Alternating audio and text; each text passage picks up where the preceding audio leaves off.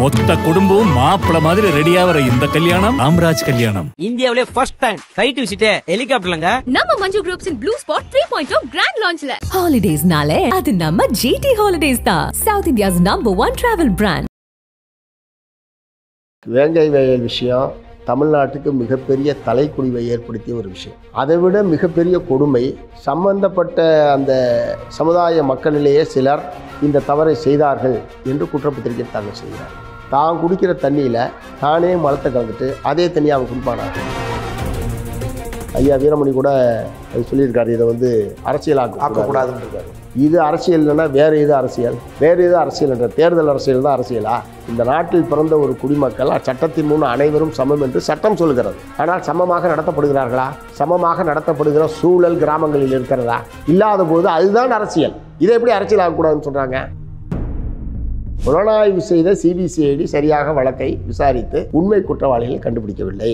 ஆகவே இதை சிபிஐ ஒப்படைக்க சொல்லிடுச்சுன்னா இவங்க தான் கலந்தாங்கன்றதுக்கு என்ன சாட்சி இருக்கு, ஆதாரம் இருக்கு, ஆவணம் இருக்கு? அதுக்கு பதில் சொல்ல மாட்டேன்றாங்க. இப்போ கூட கேட்குறேன், வெளியிட சொல்லுங்க. மார்க்சிஸ்ட் கம்யூனிஸ்ட் கட்சி சிபிஐ விசாரணை கோரியதை நாங்கள் வாபஸ் வாங்கிக்கிறோம். சட்டத்தை மயிருக்கு சமமாக மதிக்கிறாங்க, மயிர் அளவு கூட மதிக்கிறது இல்லை. சாதி ஆணவ கொலைகள் எப்படி நடக்குது? சட்டத்தை மதிச்சா நடக்குது. ஆனால் இத்தகைய சாதிய வன்கொடுமையில் ஈடுபடக்கூடிய நபர்கள் சட்டத்துக்கு பயப்படுவதில்லை. அவர்கள் இத்தகைய குற்றங்களை மிகவும் துணிச்சலாக செய்து கொண்டே இருக்கிறார்கள். தப்பிச்சிட முடியுமா சார்? தப்பிச்சிருக்காங்களே. பட்டியல் மக்களுக்கு ஏதாவது ஒரு பிரச்சனைங்கும் போது அல்லது ஒரு வன்கொடுமை அவங்களுக்கு எதிராக நடக்குதுங்கும் போது நம்ம நிற்கிறோம், சரி. ஆனால் பட்டியல் மக்கள் தவறே செய்யாதவங்க மாதிரி அல்லது செஞ்சிருக்க மாட்டாங்கன்ற மாதிரி நம்ம நிற்கிறதுங்கிறது சொல்லியே அப்படின்னு ஒரு விமர்சனம் வருது. மற்றவங்க சொல்றதுக்கு நான் பொறுப்பேற்க முடியாது. பட்டியல் சாதி மக்கள் தப்பே செய்திருக்க மாட்டார்கள் என்கிற கோணத்தில் இந்த பிரச்சனையை மார்க்சிஸ்ட் கம்யூனிஸ்ட் கட்சி அணுகவில்லை. தமிழ்நாடு அரசாங்கம் இது வரைக்கும் இதில் பதிலே சொல்லலை. நாங்கள் சரியாக நடந்துக்கிட்ட போது நாங்கள் ஏன் கொடுக்கணுன்ற எண்ணம் தானே. அதை கூட சொல்லுங்க, இது சரிதான்னு சொல்லிட்டு போங்க. இப்போ குற்றப்பத்திரிகையில் சொல்கிறாங்க பழி வாங்குறதுக்காக தனிநபர் பிரச்சனை தான் அது. நான் கேட்குறது சிபிசிஐடியை, அரசாங்கத்தை. அந்த தனிநபர் அப்படின்னு சொல்கிறீங்களா, ஹூ இஸ் தட் பர்சன்? அது பேர் கூட குற்றப்பத்திரிகை இல்லையா? ஏன் அந்த நபரை குறிப்பிட மாட்டேன்றீங்க, பேரை குறிப்பிட மாட்டேன்றீங்க? ஆதாரங்களை நீதிமன்றத்தில் கொடுப்பாங்க, மக்களுக்கு கொடுக்கணும். இது மக்கள் பிரச்சனை, வெறும் நீதிமன்ற சட்ட பிரச்சனையாது.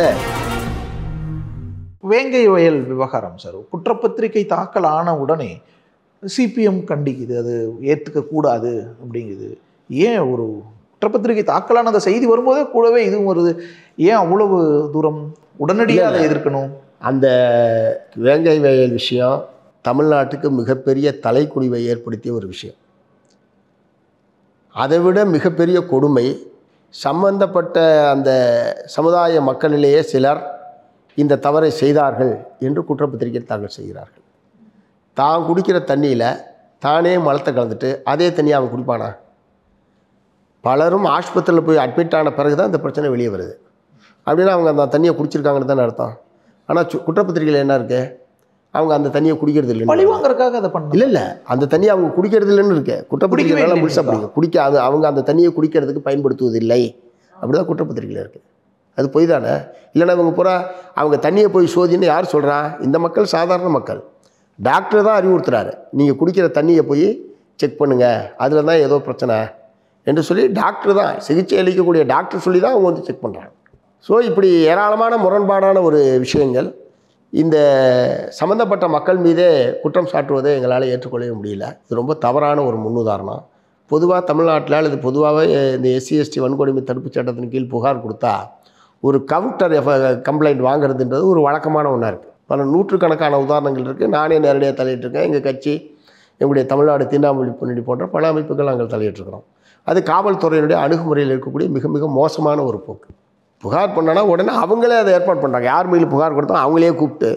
ஏன்னா பெரும்பாலும் வந்து மேல் ஜாதியில் பிறந்தவர்கள் அதில் இருக்கிறவங்க பல பேரும் போலீஸ் அதிகாரிகளாக காவல்துறையில் பணியாற்றக்கூடிய நிலையில் இயல்பாகவே அவங்களுக்கு அந்த இந்த பாதிக்கப்பட்ட மக்களுக்கு ஆதரவாக நிற்பதற்கு பதிலாக தன்னுடைய சமுதாயத்தை சார்ந்தே பாதிக்கப்பட்டு விடக்கூடாது என்கிற முறையில் கவுண்டர் கம்ப்ளைண்ட் வாங்குறது, அப்புறம் சமாதானம் பேசுகிறது. சமீபத்தில் கைகளத்தூர் தானே சமாதானம் பேசுறதுன்னு கூட்டிகிட்டு போய் தானே அந்த படுகொலை நடந்தது. கைகளத்தூரில் மணிகண்டனுடைய படுகொலை என்பது.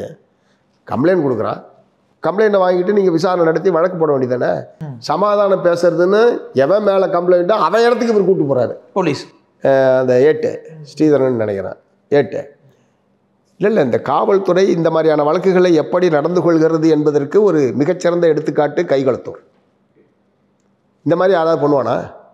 அப்படியே பஞ்சாயத்து கடந்த காலத்துலலாம் சொல்லுவோம், போலீஸ் ஸ்டேஷன் பூரா கட்ட பஞ்சாயத்து மையமாக இருக்குன்னு கடந்த காலத்தில் சொல்லுவோம். இவர் போலீஸ் ஸ்டேஷனையும் தாண்டி எவன் கம்ப்ளைண்ட் கொடுத்தானோ அவன் தோட்டத்துக்கு கூப்பிட்டு போகிறாரு. அவர் மேலே தான் குற்றச்சாட்டு, அவர் இடத்துக்கே கூப்பிட்டு போகிறார். அவர் இடத்துலேயே கூப்பிட்டு போகிறாரு. இந்த மாதிரி கேள்விப்பட்டிருக்கீங்களா நீங்கள்? ஸோ அதனால் இது ஒரு வகையான கவுண்டர் இதுதான். இந்த சம்மந்தம் நீங்கள் புகார் கொடுத்து இது பண்ணி 2 வருஷமாக அதை ஐயா வீரமணி கூட அது சொல்லியிருக்காரு, இதை அரசியலாக்கக்கூடாதுன்னு இருக்காரு. இது அரசியல் இல்லைன்னா வேறு எது அரசியல்? வேறு எது அரசியல் என்ற தேர்தல் அரசியல் தான் அரசியலா? இந்த நாட்டில் பிறந்த ஒரு குடிமக்கள் சட்டத்தின் முன் அனைவரும் சமம் என்று சட்டம் சொல்கிறது. ஆனால் சமமாக நடத்தப்படுகிறார்களா? சமமாக நடத்தப்படுகிற சூழல் கிராமங்களில் இருக்கிறதா? இல்லாத போது அதுதான் அரசியல். இதை எப்படி அரசியல் ஆகக்கூடாதுன்னு சொல்கிறாங்க? நாங்கள் அரசியலாக்கலை. சட்டப்படி உண்மை குற்றவாளிகளை கண்டுபிடிப்பதற்கு பதிலாக நீங்கள் 2 வருஷம் ஆகிப்போச்சு, ரொம்ப இழுத்துட்டு கிடக்குது, ஏதாவது ஒரு வகையில் அது முடிவு கொண்டு வருதுன்ற முறையில் அந்த இளைஞர்களை பலியாக்கி இருக்கிறீர்கள் என்ற முறையில் தான் வேறொரு புலனாய்வு ஏஜென்சியில் அந்த வழக்கை ஒப்படைங்க. இவங்களால் கண்டுபிடிக்க முடியல, 2 வருஷம் ஆச்சு, சரி சிபிஐட்டு விடுங்க. நாங்கள் அப்போ கூட அரசாங்கத்தின் மேலே குற்றம் சொல்லியே. புலனாய்வு செய்த சிபிசிஐடி சரியாக வழக்கை விசாரித்து உண்மை குற்றவாளிகள் கண்டுபிடிக்கவில்லை, ஆகவே இதை சிபிஐயில் ஒப்படைங்க. நாளைக்கு சிபிஐ இதையே சொல்லிடுச்சுன்னா சார், சிபிஐ நாளைக்கு இதே சொல்லிடுச்சுன்னா அது ஏன் அப்படி நீங்கள் யூகத்தில் கேட்குறீங்க? ஏன் யூகத்தில் கேட்குறீங்க? அது வரட்டும், கண்டுபிடிக்கட்டும், விசாரணையை அவங்க நடத்தட்டும், என்ன அறிக்கை வருதுன்னு பார்ப்போம். ஏன் அவங்களே கலந்துருக்கு? யூகத்தின் அடிப்படையில் நீங்கள் கேட்குறதுக்கு எப்படி நான் சொல்ல முடியும்? அப்படிதான். ஏன் அவங்களே கலந்துருக்க கூடாதா குற்றப்பத்திரிகையில் இருக்கிற மாதிரி? சார், நான் கேட்குற பேசிக்கான கேள்விக்கு நீங்கள் பதில் சொல்லியே. அரசாங்கம் இது வரைக்கும் பதில் சொல்லியே, அதிகாரிகளும் பதில் சொல்லியே. அவர்கள் குடிக்கக்கூடிய தண்ணீரில் அவர்களே மலத்தை கலந்து விட்டு அந்த தண்ணீரை குடிப்பாங்களா? First point. 2வது, இவர்கள் முரளிராஜா, இவர்கள் குறிப்பிடக்கூடிய அந்த முரளிராஜா இந்த சம்பவம் இது பண்ணுற அன்றைக்கி தான் அவர் ஊருக்கே வர்றாரு. ஆனால் அதுக்கு முன்னாடியே பல நாட்கள் ஆஸ்பத்திரிக்கு போயிட்டு வந்துக்கிட்டு இருக்காங்க. டாக்டர் சொல்கிறாரு இது பண்ணுங்க, தண்ணி சரியில்லை. இவர் தான் மேலே ஏறி பார்க்குறாரு. ஊரில் ஒரு பிரச்சனைனா பசங்க இதெல்லாம் முன்னெடுத்து செய்யக்கூடியது சாதாரணமான ஒரு விஷயம். ஊரில் ஒரு பிரச்சனை, ஒரு இளைஞர்கள் தான் மேலே அதில் தலையிடுறது, இது பண்ணுறது. ஸோ அந்த முறையில் இவங்க ஏறி பார்க்குறாங்க. இந்த ஏறி பார்த்ததும் கீழே இருக்கிற மக்களுக்கு காமிக்கணுன்றதுக்காக வீடியோ எடுத்ததையும், மேலே இருந்து இந்த மாதிரி செல்ஃபி எடுக்கிறதுலாம் இப்போ சர்வசாதாரணம் ஆகிப்போச்சு. அவன் போட்டால் மின்சார கம்பிலேயே செல்ஃபி எடுப்பான் போட்டிருக்கு. அந்த அளவுக்கு இப்போ செல்ஃபி மோகம் இருக்குது. அந்த முறையில் அவங்க செல்ஃபி எடுத்துக்கிட்டதையும் இது பூரா குற்றம், இதெல்லாம் வச்சு பார்க்கும்போது இவர்கள் தான் செய்திருப்பார்கள் என்று யூகத்தின் அடிப்படையில் அவர்கள் சொல்கிறார்களே தவிர என்ன ஆதார ஆவணம் இருக்கு? சயின்டிஃபிக்காக கண்டுபிடிச்சோன்னு தானே சொல்கிறாங்க. என்ன சயின்டிஃபிக்கு? என்ன சயின்டிஃபிக்கு சொல்லுங்கள்? என்ன சயின்டிஃபிக்கு? என்ன விஞ்ஞானபூர்வமாக நீங்கள் கண்டுபிடிச்சிட்டீங்க? டிஎன்ஏ மூலமாக எங்க சம்பவம் நடந்து எத்தனை மாதம் கழிச்சு சிபிசிஐடிக்கு வழக்கு போகுது? சம்பவம் நடந்து 2022 டிசம்பர், வழக்கு ஒப்படைக்கப்படுறது 2023. அத்தனை நாள் வரைக்கும் அந்த பீயில் இருக்கக்கூடிய அந்த பாக்டீரியாக்கள் பூரா அப்படியே இருக்குமா? என்ன சயின்டிஃபிக்கில் நீங்கள் கண்டுபிடிச்சிங்க? நீங்கள் சயின்டிஃபிக்காக நாங்கள் இது பண்ணோன்னு சொன்னாவே அதை அப்படியே நம்பணுமா?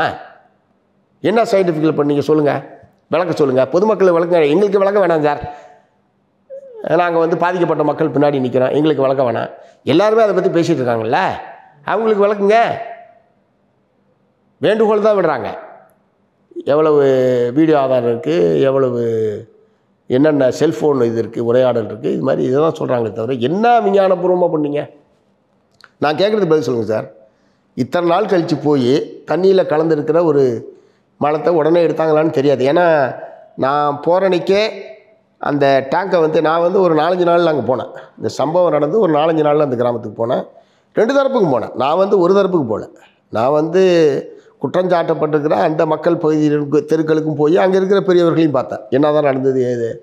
அதே மாதிரி இந்த தரப்புக்கு போனேன். நான் பொதுவாக என்ன விவசாயிகள் சங்க தலைவர் என்கிற முறையில் என்ன நடந்தது அப்படின்றத தெரிஞ்சுக்கணுன்ற பொதுவான இதோடு தான் 2 தரப்புக்குமே போனேன். நான் ஒரு தரப்பில் கேட்டுலாம் நான் ஒன்றும் வரல.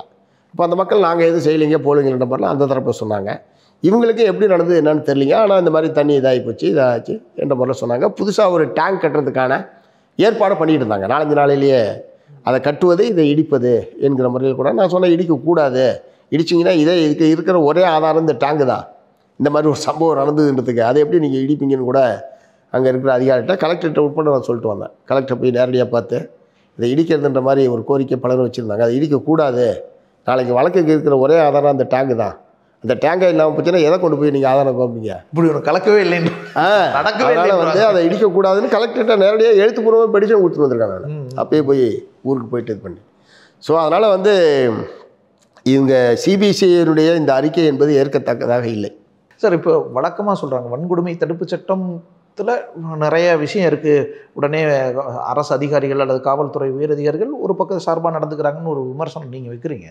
ஆனால் இன்னொரு பக்கத்தில் இதை பழிவாங்கும் போக்குக்கு இந்த சட்டத்தை நிறையா பயன்படுத்திக்கிறாங்க. இந்த சட்டமே கூடாதுன்னு சொல்கிற ஒரு பாயிண்ட் இருக்குல்ல? இல்லை வன்கொடுமை தடுப்பு சட்டத்தை தவறாக யார் பயன்படுத்தினாலும் அது தவறு.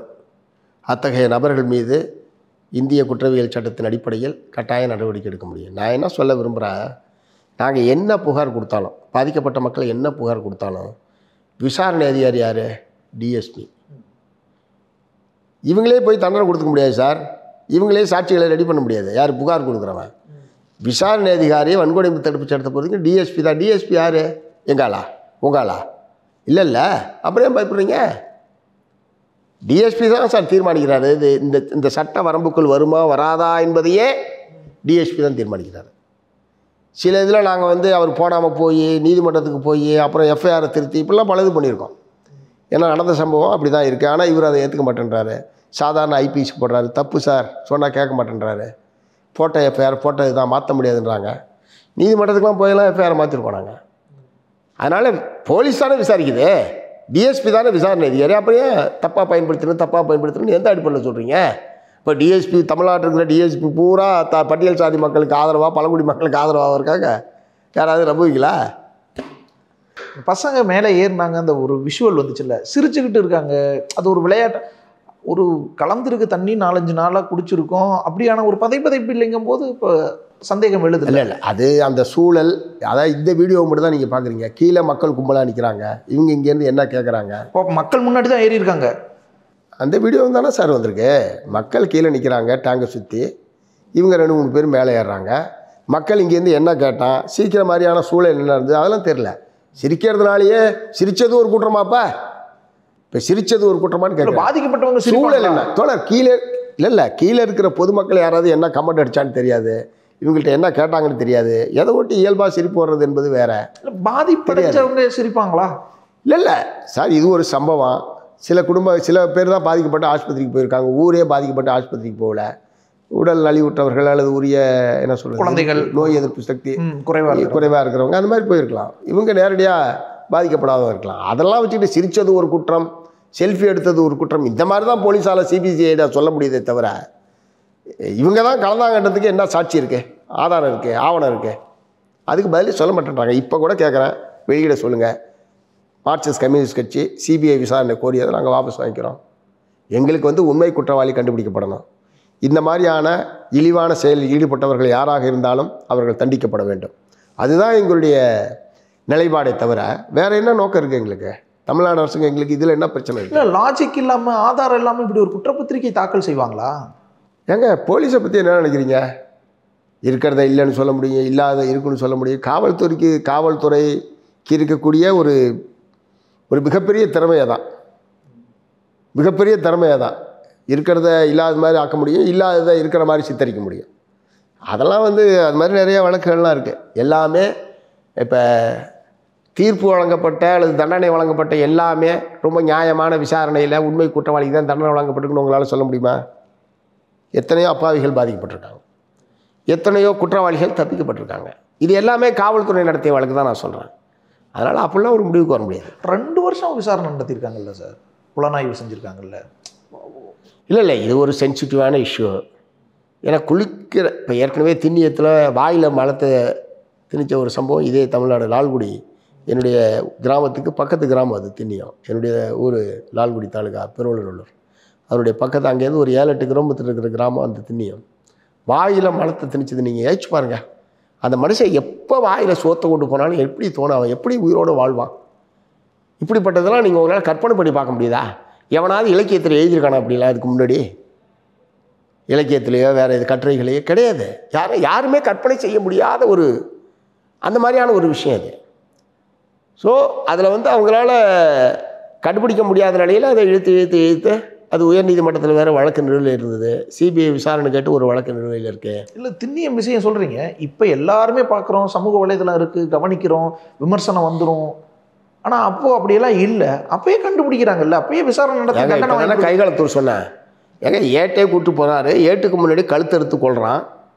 என்னமோ சமூக வலைதளம்ன்றீங்க. சமூக வலைதளத்தில் அறுத்து முடித்த பிறகு நீங்கள் வெளியிடுறீங்க. ஆமாம் அறுத்து கொண்டான் அப்படின்னு சொல்லிட்டு. சமூக வலைதளம்லாம் மக்கள்கிட்ட செய்தியை கொண்டு போகிறதுக்கான இல்லை கவனித்த ஒரு பயம் வராதா? பயப்படலையே. சட்டத்தை பற்றி பயந்துருந்தா ஒரு ஏட்டு சமாதானம்னு எவன் மீது புகார் கொடுக்கப்பட்டு அவன்கிட்ட கூப்பிட்டு போகிறா? சட்டத்துக்கு பயந்துருந்தா சம்மந்தப்பட்டவன் இப்படி கழுத்தறுத்து கொள்வானா? சட்டத்தை மயிருக்கு சமமாக மதிக்கிறாங்க. மயிர் அளவு கூட மதிக்கிறது இல்லை. சாதி ஆணவ கொலைகள் எப்படி நடக்குது? சட்டத்தை மதிச்சா நடக்குது. சட்டம் என்ன வந்தாலும் சந்து பொந்தலில் நுழைஞ்சு தப்பிச்சுக்கலாம், பார்த்துக்கலாம். அது அப்புறம் முதல்ல போட்டு தள்ளு. அதானே. ஒரு திண்ணியை மட்டும் எப்படி வெளியே வந்துச்சு? இல்லை சம்மந்தப்பட்டவர், அது அப்போ சம்மந்தப்பட்டவர் சொன்னவர் எல்லாமே தான் வெளியே வருது. விஷயங்கள் வெளியே வருகிறது என்பது வேறு. ஆனால் இத்தகைய சாதிய வன்கொடுமையில் ஈடுபடக்கூடிய நபர்கள் சட்டத்துக்கு பயப்படுவதில்லை. அவர்கள் இத்தகைய குற்றங்களை மிகவும் துணிச்சலாக செய்து கொண்டே இருக்கிறார்கள்.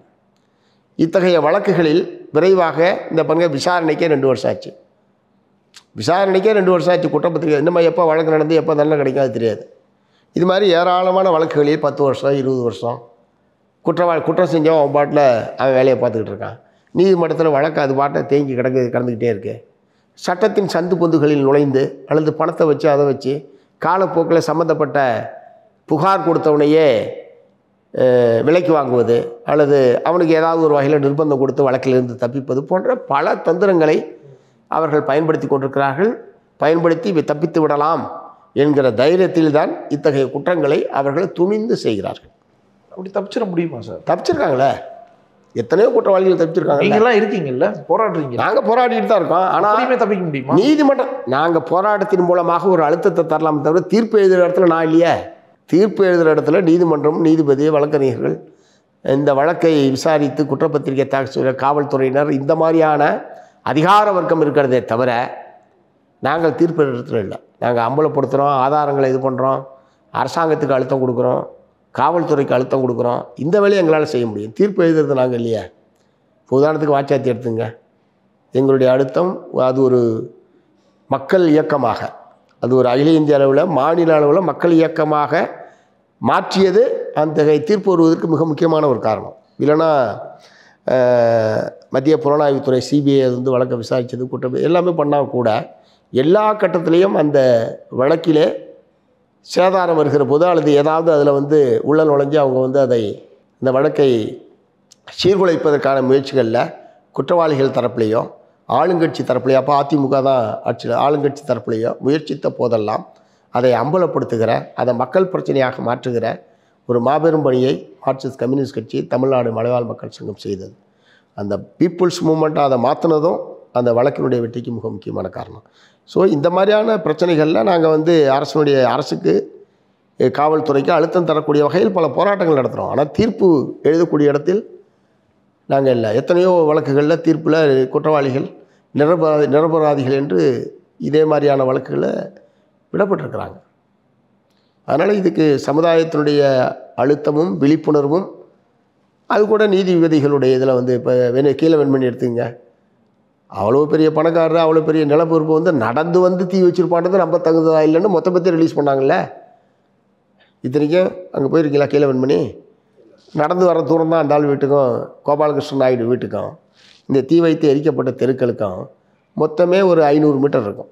500 மீட்டர் நடந்து வர்றது அவ்வளோ பெரிய விஷயமா? ஒரு பெரிய மனுஷனுக்கு அவ்வளோ பெரிய மனுஷன் இப்படி நடந்து வச்சான்றது நம்ம தகுதலன்னு இந்த மாதிரி ஒரு சொத்தை காரணத்தை சொல்லி அன்றைக்கு நீதிமன்றம் தீர்ப்பளித்திருக்கிறது, உயர்நீதிமன்றம். அதுக்கு நடத்தாத போராட்டமா? அதுக்கு பதில் சொல்லியிருப்பாங்கல்ல அரசு தரப்பு வழக்கறிஞர்கள். என்ன பதில் சொன்னாங்க? அது பக்கம் தான் இருக்கு தீர்ப்பு சார். அது தீர்ப்பு ரைட் சார். வாதாடி இருப்பாங்கல்ல, இல்லை மேல்முறையீடு செஞ்சிருப்பாங்கல்ல உச்சநீதிமன்றத்துக்கு போல. நாங்கள் இந்த நீதிமன்றம் கீழமை நீதிமன்றத்தில் தண்டனை கொடுக்குறாங்க. உயர்நீதிமன்றம் குற்றவாளிகள் அனைவரையும் விடுதலை செய்கிறது. திரும்ப உச்சநீதிமன்றத்துக்கு போகிறதுனால பெரிய சாதகமான தீர்ப்பு வரும்னு நாங்கள், ஏன்னா அதில் வேறொரு வழக்கில், அதே சமயத்தில் நடந்து வேறொரு வழக்கில் விவசாய தொழிலாளிக்கு எங்களுடைய கட்சி தோழர்களுக்கு பூராத்துக்கு தண்டனை வழங்கப்படுகிறது இதே நீதிமன்றம். அந்த தண்டனையை உறுதி செய்கிறது உயர்நீதிமன்றம். நிலப்பரப்புகளை விடுதலை செய்கிறது உயர்நீதிமன்றம். ஸோ ஒரு வர்க்க சார்போட அதை நீதிபதிகள் உட்பட நிலப்பரப்புகளுக்கு ஆதரவாக இருந்தார்கள் என்பதற்கு ஒரு மிகச்சிறந்த எடுத்துக்காட்டு இந்த கீழவெண்மணி தீர்ப்பு. நின்று கிடத்த நீதினு ஒரு புத்தகம் வந்திருக்கு, அதை படிங்க. அது மொத்த விவரங்கள் இருக்குது. அதாவது எஃப்ஐஆர் போட்டதுலேருந்து கடைசியாக தீர்ப்பு வந்தது வரைக்கும் மொத்த ஆவணங்களும் அது ஒரு நின்று கிடத்த நீதினு ஒரு புத்தகமாக வெளிவந்திருக்கு. அது எல்லாருமே படிக்கணும். தமிழ்நாட்டில் எப்படி ஒரு காலத்தில் நீதித்துறைகள், காவல்துறை எப்படி நிலப்பரப்புகளுக்கு ஆதரவாக இருந்தது என்பதற்கு கீழவெண்மணி சம்பவம், அது தொடர்பான வழக்கு ஆவணங்கள் எல்லாமே ஒரு உதாரணம். அது கட்டாயம் படிங்க. ஏதோ ஒரு விஷயம் 2 விஷயம் எப்பயோ நடந்திருக்கு, ஓகே, அதுக்காக எல்லாத்தையும் நம்ம அதே கண்ணோட்டத்திலே பார்க்க முடியுமா? ஏன் இப்படி ஒரு விஷயம் நடந்தோடனே இதை நம்ப மாட்டீங்க? ஒரு பக்கம் ஒரு வேளை இருக்கலாமோன்னு கூட சந்தேகிக்க மாட்டீங்களே? எடுத்தோடனே இல்லை இது தவறாக தான் இருக்கும், பாதிக்கப்பட்ட மக்களை எப்படி? இப்போ வேங்கவே இல்லை. நான் கேட்குற கேள்விக்கு பதில் சொல்லியிருந்தால் அதோடு முடிஞ்சிருக்கு சார். இது வரைக்கும் யாரும் பதில் சொல்லலையே. என்னைக்கு வந்தது? 10 நாளாக அதை பற்றி பேசிகிட்டு இருக்கோம். யார் பதில் சொன்னா? சம்மந்தப்பட்ட சிபிசிஐடி அதிகாரிகள் நீதிமன்றத்தில் கொடுப்பாங்க. நீதிமன்றத்தில் கொடுப்பாங்க, மக்களுக்கு கொடுக்கணும். இது மக்கள் பிரச்சனை, வெறும் நீதிமன்ற சட்ட பிரச்சனையாது. இது ஒட்டுமொத்த தமிழ்நாட்டில் இருக்கக்கூடிய ஒட்டுமொத்த அல்லது மனித உரிமைகள் மீது அக்கறை கொண்டிருக்கிற, தலித் மக்கள் உரிமைகள் மீது அக்கறை கொண்டிருக்கிற எல்லோருக்குமான பிரச்சனை இது. நீதிமன்றத்துக்கும் வழக்க இது என்னது சிபிசிஐடிக்குமான பிரச்சனை இல்லை. ரைட் சார், திராவிட ஆட்சியில் நடக்குது, அவங்க விட்டுருவாங்களா? அவங்களும் சமூக நீதி பார்வை, சமூக நீதி ஆட்சின்னு எல்லாம் சொல்கிறோம். அதான் இப்போ சிபிஐயில் ஒப்படைக்கிறதுல உங்களுக்கு என்ன பிரச்சனை? ஒரு நிறுவனத்தில் ஒப்படைச்சிங்க, அதில் சந்தேகங்கள் வருகிறது, முறையாக இது பண்ணலன்னு பலரும், நாங்கள் மட்டும் கேட்கலையே, பலரும் கேட்டிருக்காங்க. நீங்கள் சிபிஐட்டு ஒப்படைக்கிறதுனால உங்களுக்கு என்ன இப்போ குறைஞ்சி போகுது? அவன் ஒரு 6 மாதமோ 1 வருஷமோ எடுத்துக்கிட்டோம், விசாரிக்கிட்டோம். அப்பயும் இன்னும் குற்றவாளி கண்டுபிடிக்க முடியல, அப்போ என்னென்னு பேசுவோம். இதில் என்ன தமிழ்நாடு அரசாங்கத்துக்கு என்ன கஷ்டம்னு கேட்குறேன். சிபிஐகிட்ட ஒப்படைக்கிறதுனால தமிழ்நாடு அரசாங்கத்துக்கு என்ன புதிய பிரச்சனை? எவ்வளோ வழக்கில் சிபிஐக்கு போகாமல் நம்ம போகக்கூடாதுன்னு நல்லா நின்றுருக்கோம்ல சார். சிபிஐ ஒன்றிய பிஜேபி அரசாங்கம் தன்னுடைய சொந்த அரசியல் நலனுக்காக பயன்படுத்துகிறது என்பது வேறு. பல விஷயங்களை அப்படி பயன்படுத்திகிட்டு இருக்காங்க. பழி வாங்கிறதுக்காக பயன்படுத்துகிறாங்க, அரசியலில் கூட்டணியை ஏற்படுத்துவதற்காக பல அரசியல் கட்சி தலைவர்களுக்கு நெருக்கடி கொடுக்கறது போன்ற விஷயங்கள்லாம் பயன்படுத்தியிருக்காங்க.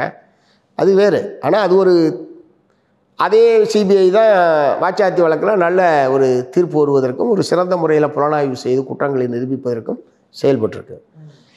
ஒருவேளை சிபிஐ விட சிறந்த ஒரு புலனாய்வு நடந்தால் நான் அதை கேட்பேன். இருக்கிறதுல அதான் இருக்கேன். ஒரு அகில இந்திய அளவில் இருக்கிற புலனாய்வு நிறுவனம்னா சிபிஐ தான் இப்போ இருக்குது.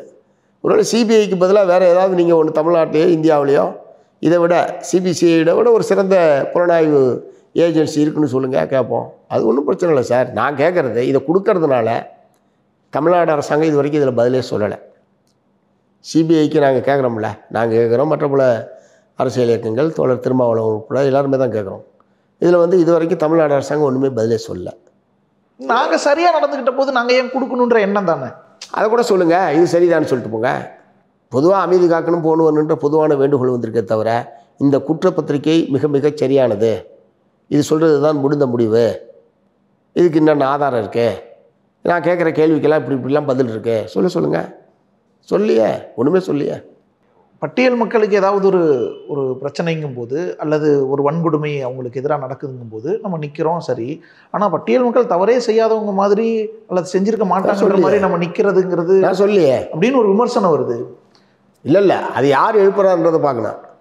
இந்த பட்டியல் சாதி மக்கள் தப்பே செய்ய மாட்டாங்க விமர்சனம் வருது. மார்க்சிஸ்ட் கம்யூனிஸ்ட் கட்சி அப்படி சொல்லி இந்த வேங்கை வயல் விஷயத்துல அப்படிதான் நிக்கிறான். இவங்க அந்த எண்ணத்துல தான் மார்க்சிஸ்ட் கம்யூனிஸ்ட் கட்சி. ஏங்க மற்றவங்க சொல்றதுக்கெல்லாம் நான் பதில் சொல்லிட்டு இருக்க முடியாது, மற்றவங்க சொல்றதுக்கு நான் பொறுப்பேற்க முடியாது. பட்டியல் சாதி மக்கள் தப்பே செய்திருக்க மாட்டார்கள் என்கிற கோணத்தில் இந்த பிரச்சனையை மார்க்சிஸ்ட் கம்யூனிஸ்ட் கட்சி அணுகவில்லை. சிபிசிஐடி தாக்கல் செய்திருப்பத்திருக்கிற குற்றப்பத்திரிகையில் இப்படி ஏராளமான எங்களுக்கு கிடைச்சிருக்கிற தகவல், அங்கே ஏற்கனவே இருக்கக்கூடிய வாக்குமூலங்கள், வீடியோக்கள், இந்த விவரங்களுக்கு அவங்க தாக்கல் செய்திருக்கிறது சம்மந்தம் இல்லாமல் இருக்குது, முரண்பாடு இருக்குது. அதில் ஆதார ஆவணங்கள் என்பது இல்லை. ஒரு யூகத்தின் அடிப்படையில் அவங்க இந்த மாதிரியான இது அந்த குற்றப்பத்திரிகை அடிப்படையிலே எங்களுடைய கருத்தை நாங்கள் சொல்லியிருக்கும் போது அவங்க தப்பே செய்ய மாட்டாங்கன்னு நாங்கள் ஒன்றும் சொல்ல. திமுக ஆதரவாளர்கள் நிறைய பேர் இந்த விமர்சனத்தை அவங்க சொன்னாங்கன்னா அதுக்கு என்ன பண்ணுறது? அது அவங்கள்ட்ட கேளுங்க. நாங்கள் சொல்ல சார், நான் என் கட்சிக்கு தான் நான் பொறுப்பேற்றுக்க முடியும். ஊரில் யாரும் சொல்கிறதுக்கெல்லாம் பொறுப்பேற்றுக்க முடியாது.